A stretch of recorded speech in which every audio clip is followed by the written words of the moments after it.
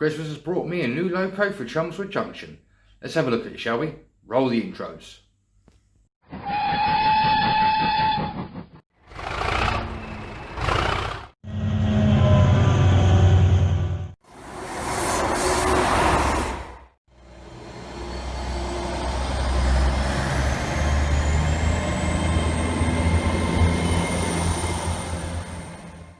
Hello YouTubers and welcome back to Chelmswood Junction. I'm Peter. Now today, as the title suggests, we are going to be taking a look at one of the presents that I got for Christmas, and this time it's going to be looking at the Bachmann Class 20 with DCC sound fitted, and it is a BR rail freight large logo with the red soul bar. So without further ado guys, let's get down to baseboard level and let's get this baby unboxed and on the rails and let's have a look at it, shall we? So we're now down at baseboard level guys, and this is the item in question. Now straight away we'll give you the product number, which is 32-030DS, DS standing for digitally sound fitted. Now this is a class 20 as I said, and it's 20156 in BR rail freight grey large logo with red soul bar. Now usual Bachmann product, obviously you've got the Bachmann logo, class 20, the website, obviously the scale, which is scale 1/76, and it is for 00, and as it says, sound fitted. That's on the front side. On one of the side bits, just got red with the Bachmann logo, and again on the top side, blue with the Bachmann logo. On the back is, I'm going to try and get this in shot for you guys, so if you want to pause that and have a read, this is the class 20 history. Without further ado, let's get it out of the box and let's have a look. So we're going to take the outer wrapper off, and as per the norm, it's the usual ice cube. So we'll get it out of the box. Now straight away, let's have a look at the rest of the box. Just tip it out. Tip that bit out. There it comes. We get some documentation. Now this one is the usual product maintenance and care. Gives you some tips. Also a part there where you could join the Bachmann Collectors Club, the product warranty, and obviously the warranty service request sheet if you needed to send this loco back to Bachmann for repair. Pop that one away. Next one is the, what I would call the exploded diagram. So you've got the body of the class 20, all the bits and pieces, all the gubbins from the control system of the chip to the motor, to the chassis, to the wheel blocks, and it gives you again some item information there. And on the back it shows you the head codes for the loco, how to put a normal DCC chip into it if it's a DCC ready, and it tells you how to remove the body. So that's that bit. But the bit we're most interested in is this piece. Now this is the class 20 locomotive DCC sound information sheet. Now there is a lot of information on this sheet guys. I won't go into full detail, but if you've got one of these or you're getting one of these, this is the way that you get the instructions. Now it tells you all about the way the locomotive works, gives you tips and hints on what the functions does, goes right way through on all pages, and on the back it gives you a full list of the functions on the decoder. So we'll just leave that one to one side. Now let's get her out of the ice cube. Straight away you have the blanking plate in there, so if you wanted to put it back to DC, you quite easily could do that. All you got to do is take the sound chip out and put the blanking plate in, and it's back to DC running. Also you get in there extra bits of details. I haven't really looked at these properly yet, but you can obviously see the usual brake lines and other pieces of equipment for like the electricity from the locomotive to carriages and rolling stock, etc. So that's something that I'll have to have a look at and see where those bits go if I decide to put the more detailing on. So that's the detailing pack there. Pop back to the box. Let's get the loco out. Now, it's very well packaged, as we all know from Bachmann and other manufacturers, and the main item itself. What I'm going to do, guys, is I'm going to pause the camera and bring it down a bit closer so you can see it properly.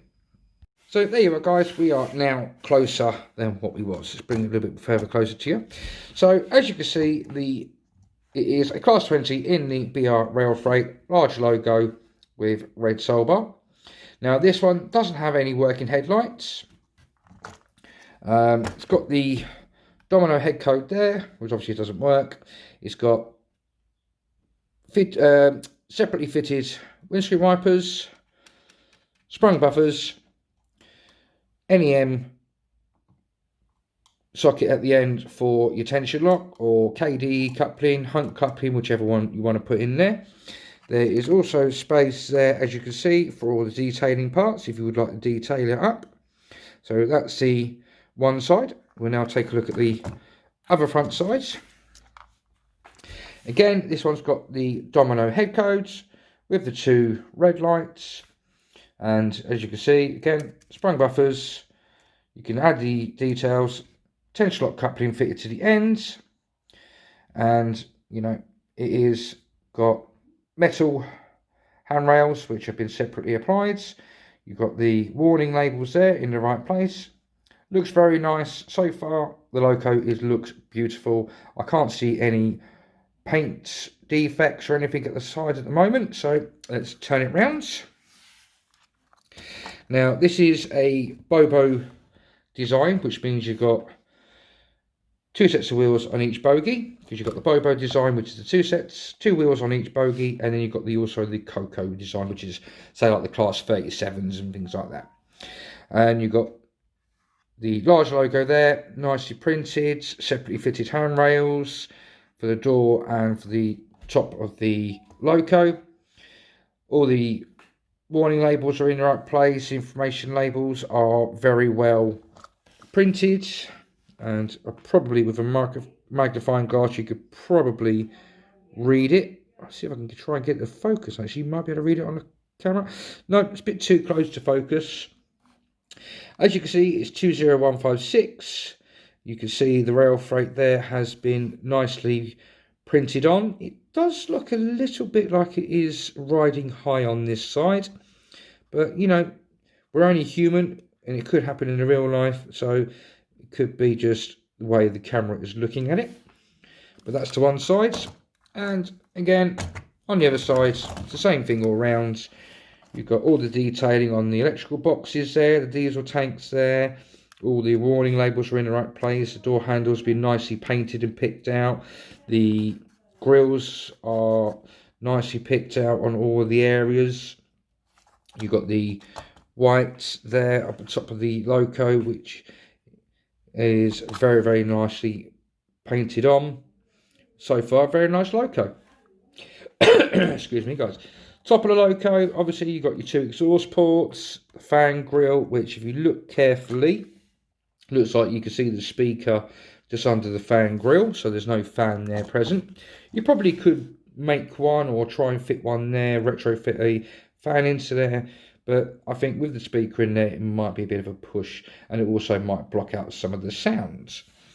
Coming up to the cab ends, obviously you've got the ventilation ports there, I would believe. They're nicely picked out and finely fitted detail.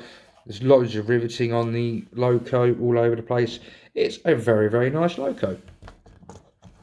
So what I'm going to tend to do is I'm probably going to get another one of these. Probably maybe not a sound loco. I'll probably get a DC ready one that I can put my own sound chip into, like a Lego Man Biffo eventually. Obviously these usually run in pairs. At the moment I've only got the one, so I'm going to have to get a second one so I can run it into it as a pair. I will be leaving, once I've got a pair, I will be leaving the tension locks on there so they can connect to each other, and I will eventually also in the future be changing these out probably for KDs.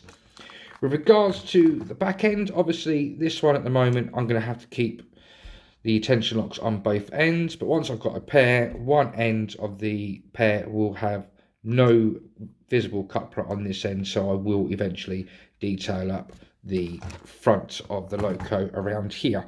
So I'll be putting all the brake pipes, the vacuum pipes, electrical cables that go from the loco to, say, coaches or other locomotives. They will all be on there once I've got myself a pair and I've removed this coupling. So we'll move on now to the sound files. So as you can see, guys, the Class 20 is now on the track, and what I'm going to do is I'm just going to quickly move it, make sure it's definitely communicating. And as you can see, yep, it is. And turn it around. Now straight away out the box, the acceleration and the braking of the loco has been altered and put into a specific setup by Bachmann, which is a good thing, but it does also, it can be a bad thing, is if you've never used that kind of system before, it can be a bit of a challenge to get used to, I would say. So straight out the box, the acceleration is prototypical. I even hate saying that word, but it is prototypical. And also when it brakes, when you turn, you come down the setting, the speed steps on your controller, it will brake slower than what you would want it to. So bear that in mind, guys. First of all, we will hit the function 1, which is obviously startup. Now there is 3 different startups for this locomotive. Now what I'm going to do is I'm going to go through the hardest one, but from a cold start to a medium start, and then obviously to a proper start. And there's also there is 3 functions: a fail start, cold start, and also a normal start. So I'll do the failed start first for you, which how you do it is just press the function 1 on and off straight again. So I will do the failed start first. So function 1 on, off.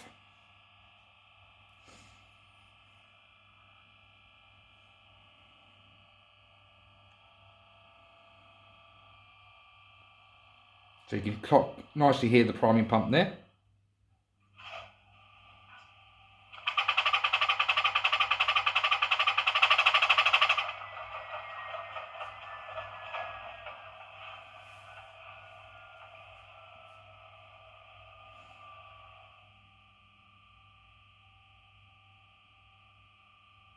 So you can still hear the pump going over, and now it's stopped. So now I'm going to show you give you a demonstration of the cold start, which is function 1 on, off, and on again. So on, off, on.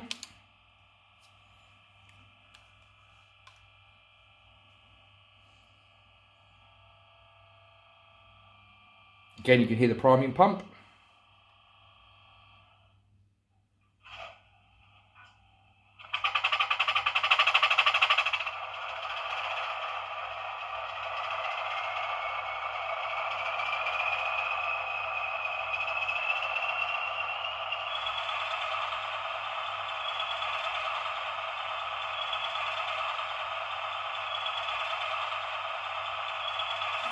So that is now the loco cold started and up and running.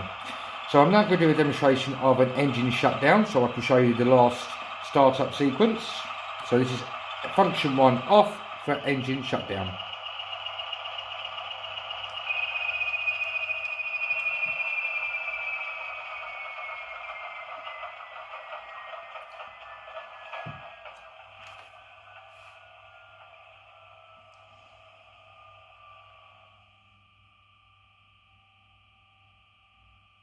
Again, you can still hear the priming pump once the loco is shut down, and then it's finished.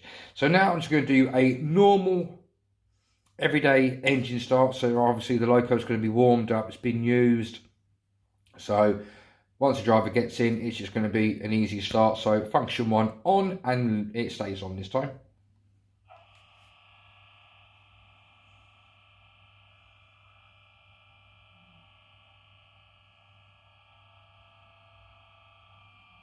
Again, you can hear the priming pump.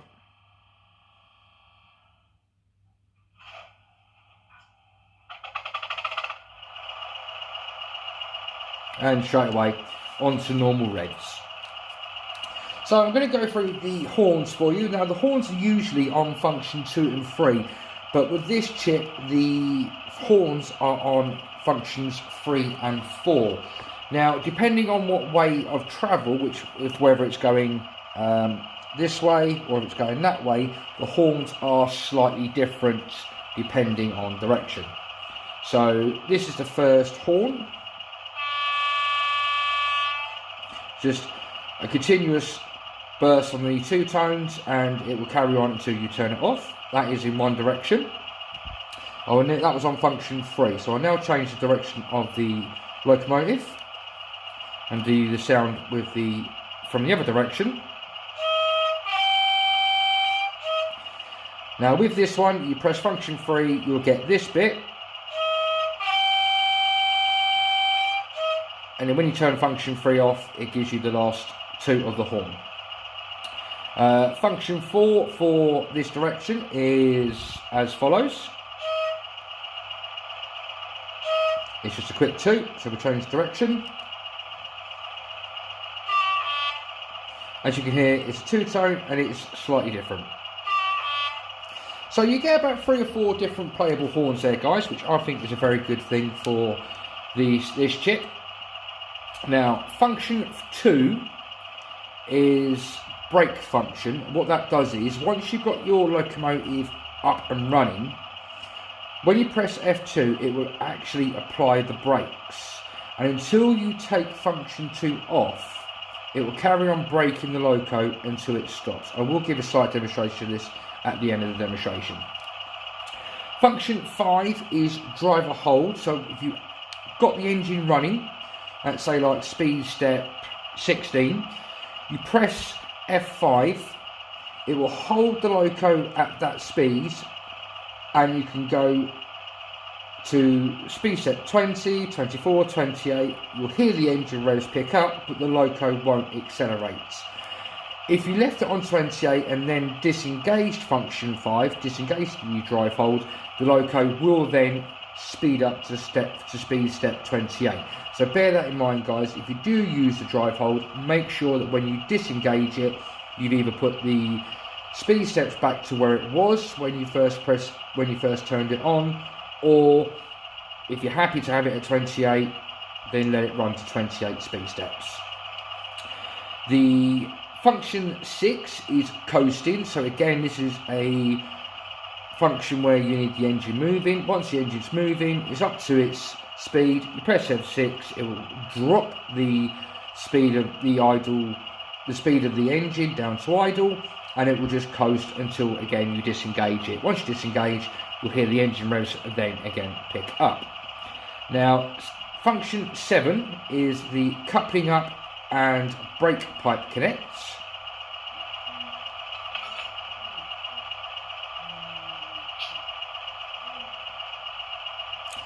I'm not sure if you quite heard that, guys.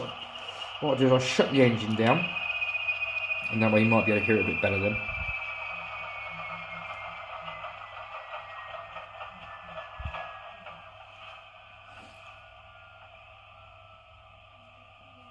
So we'll just wait for the priming pump to finish priming, or shutting down.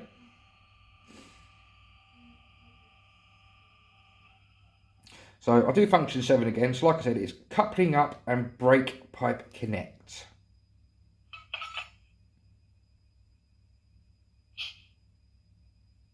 So you can clearly hear at the end there the actual brake being connected. Now function 8 is the uncoupling and brake disconnect, and you can clearly hear the vacuum brake being destroyed. So function 8 on.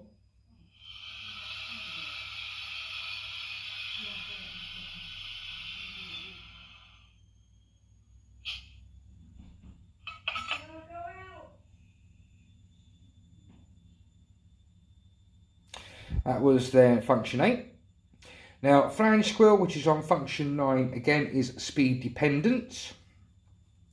Function 10 is the air pump. Let me just...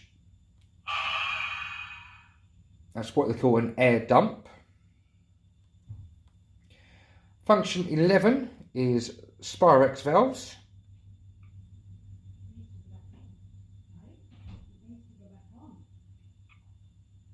You can very carefully hear them, guys.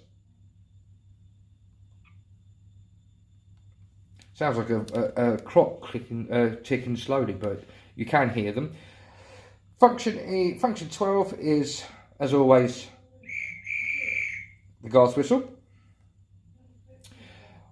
Function 13 is auxiliary 1. Now, it doesn't tell me in the manual what that auxiliary 1 is for, I don't think. Just says an auxiliary function that is currently not in use. This can be used to add a new feature to the model. So obviously that auxiliary port could be used for, if you wanted to fit lighting to the loco, you could fit lights to it. If you wanted to simulate like the diesel clag coming out the top of the vent, so you could probably put a smoke unit in there. So you've got an auxiliary port there available. Now I will turn the engine back on for function 14 because that is the auto uncouple cycle.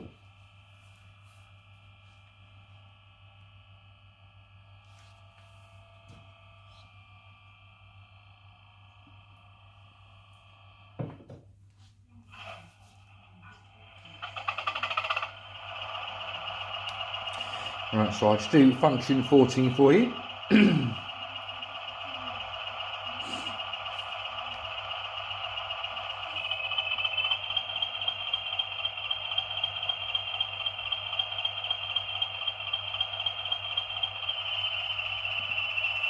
I think that is a really good feature. If you've got tension locks, KDs, or any other form of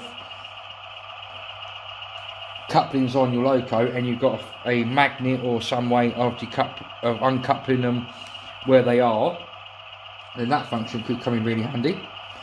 Function 15 is the driver's door, which on is driver's door open and off is driver's door slam. So I'll just do that for you now. That was the open and the slam again. Function 16 is master volume. So this is obviously where you can adjust the volume levels to your specific needs. So if you want it loud, you can have it louder, or if you want it lower, you can have it lower. Obviously that is part of a CV setting, so if you're not into writing CVs, then obviously leave that function well alone. And obviously, but if you did want your volume lowered, then obviously find somebody that knows what they're doing when it comes to CVs, which are easy to understand but also can be complicated to understand. So that's one thing that you do need to bear out, guys. So what I'm going to do is I'm going to zoom you out a bit and we are going to set the loco off. So let's give it a spin.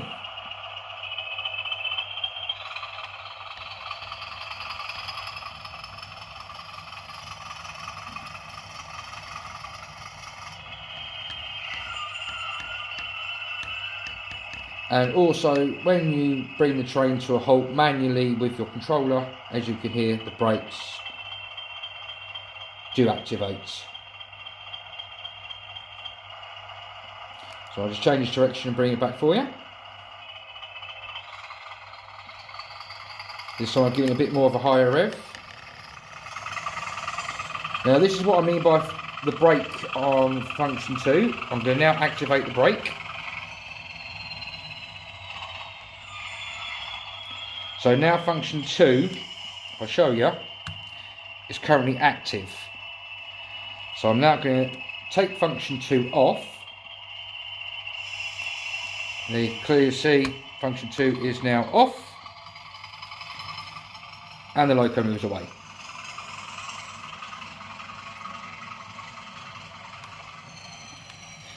What I'm going to simulate now is the coasting function.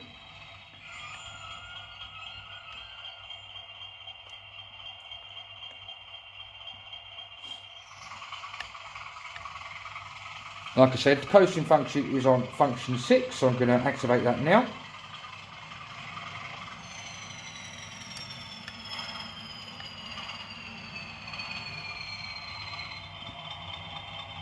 And now I'm going to take it back off.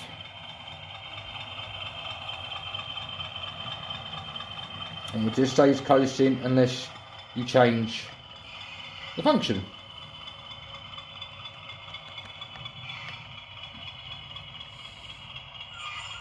Oh, let's move my can out of the way. Sorry about that, guys. So we'll change direction again. And this time I'm going to show you the drive hold function, which is on function 5. So I'm going to set the loco to go. I'm going to hit function 5. Drive hold is now on, as you can see. I'm now going to accelerate the vehicle.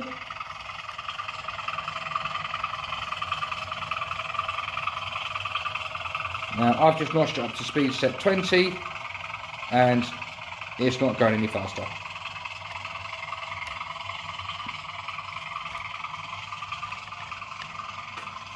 Now the last one I'm going to show you guys is I'm going to change this direction again.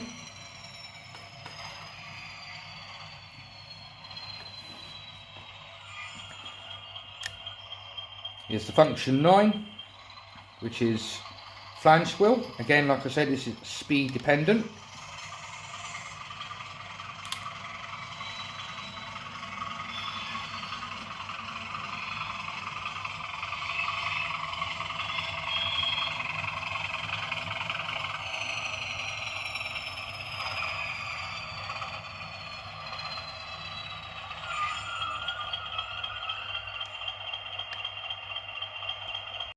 So there you have it, guys, the Bachmann Class 20 with DCC sound fitted, and it is the rail freight BR large logo with the red soul bar. Hope you've enjoyed the video, guys. I've had an enjoyment making it for you. If you've got any comments on the loco or got any questions about the loco, then please ask down below in the comments section. If you like the video, please hit the like button. If you are a subscriber, big thumbs up. Thank you for your continued fellowship on my channel. It's much appreciated. And if you're not a subscriber, why not? Hit the subscribe button. It's absolutely free. You can follow me as we carry on taking this layout from bare baseboards to a scenic layout. So please hit the subscribe button on the right hand side. Just want to wish every one of you a belated Merry Christmas, and I hope you all have a nice and happy New Year. Hopefully next year we can all start getting back together and having some meetups and getting back to some form of normality. But until the next time, guys, please take care of yourselves, look after each other, look after your loved ones, but above all, happy modelling. Until the next time, if you want to carry on watching videos from my channel, there should be a link coming up here and up here. But until the next time, guys, stay safe, take care, happy modelling, bye bye for now.